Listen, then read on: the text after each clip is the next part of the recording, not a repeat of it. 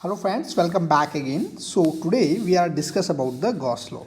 So as you already know that in the Coulomb has already defined some force, okay, that is considered by the Coulomb's law, and he mentioned some physical quantity, okay, that effect which you can measure, okay, under the influence some reason, okay, that reason is called electric field, okay, electric field intensity. So I have defined these two things, what is Coulomb's law and how with the help of Coulomb's law you can determine the electric field. Okay, now come back to the Gauss law. Gauss is the, you can say, the Gauss law is an alternative statement of the Coulomb's law. Okay, so if you use the divergence theorem, you know the divergence theorem which I have discussed. Okay, in the vector calculus I have discussed the divergence theorem. So if you use the divergence theorem, you can easily, from by using the divergence theorem to the Coulomb's law, you can easily get the Gauss law. So this is the alternative ways to tell all these things. Okay, so what actually Gauss defines the electric field, and from electric field you can get the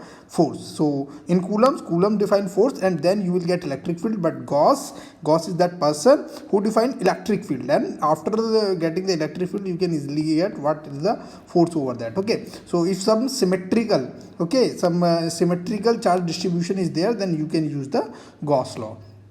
So this is the Gauss law. Welcome back to the Gauss law. This is actually this, whatever the Gauss tell na, this is the Maxwell first equation. So I have told you to write down the four Maxwell equations. Again, I ask you to pause the video, just write it down all the four equations in as integral form as well as in the point form on a rough notebook, and let me know how many score you have done from out of four equations. Okay, every question consists of half marks, and let's see how many marks you get it. Okay, now pause it and try it.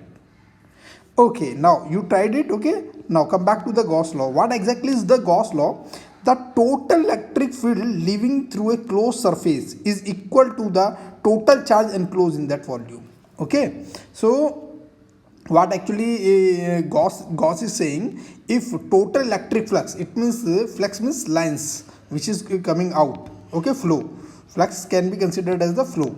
Okay, so the total electric flux coming out through any closed surface is equal to the total charge enclosed in it. So whatever the charge in that that is equal to the that charge, what the total charge in that. Okay, so flux we would denote epsilon E, and this is equal to the charge. Okay, so it will actually, we have to be consider the most important thing is that the closed surface. Okay, closed surface is the most important thing here, because if you consider the open surface which I have discussed over this one, Gauss law never defined for an open surface, because for the open surface only flux can only close through it. Okay, you can't determine the net flux through it. Okay, so you can't define that much net flux is there, that much flux entering inside, that much flux getting outside. Okay, so again what we are saying, that Gauss is saying that the total flux is coming out from the closed surface, that is equal to the total charge enclosed in that. Okay, so if charge is there, then some flux is coming out. So what actually happens, suppose charge is outside this closed surface, you have considered this closed surface and you have put charge over here.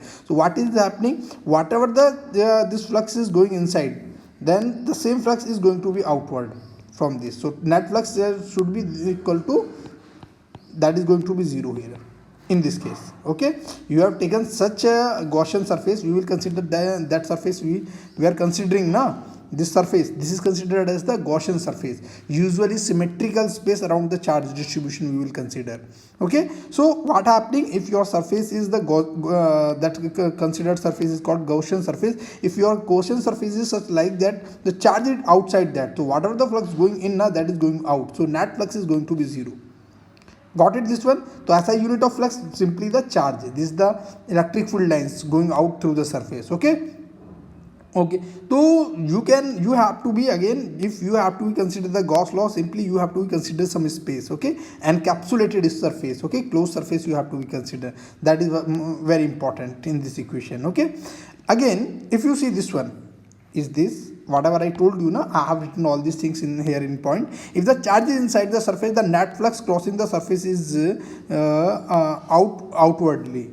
है ना, because positive charge suppose consider, so flux is considered to be going outward, so net flux is going whatever the flux going out of the. If negative charge is there, we will consider that the negative lines are coming from outward, so in this way that whatever the flux is there, it will be coming inward. Okay, if the charge is outside the entire flux is going to be zero, whatever I told you. Okay, so charge you can say is the source, yes, sink of the electric flux lines. If positive charge is there, so it become the source of the electric field lines. Okay, like this. And if negative charge is there, so what will happen, the magnetic electric field lines come inside it. Okay, from this, so this time this charge is in the positive charge, this is a source. For negative, this is going to be a sink where the electric field lines are coming and ended over here. Okay, for the negative.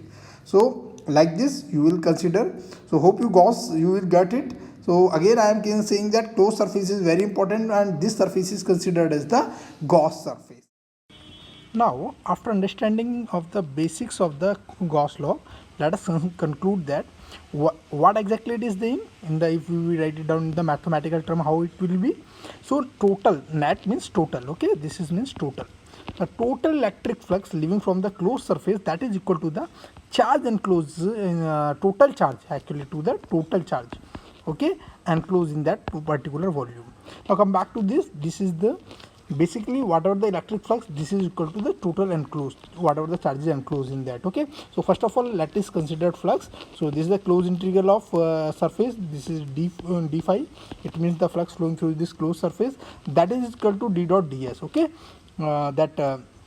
whatever flux going through it, that is equal to d dot ds. This is the flux. Okay, now this is equal to the charge, whatever it is according to our statement. This is equal to the charge q. So this is equal to q is equal to the rho v into dv.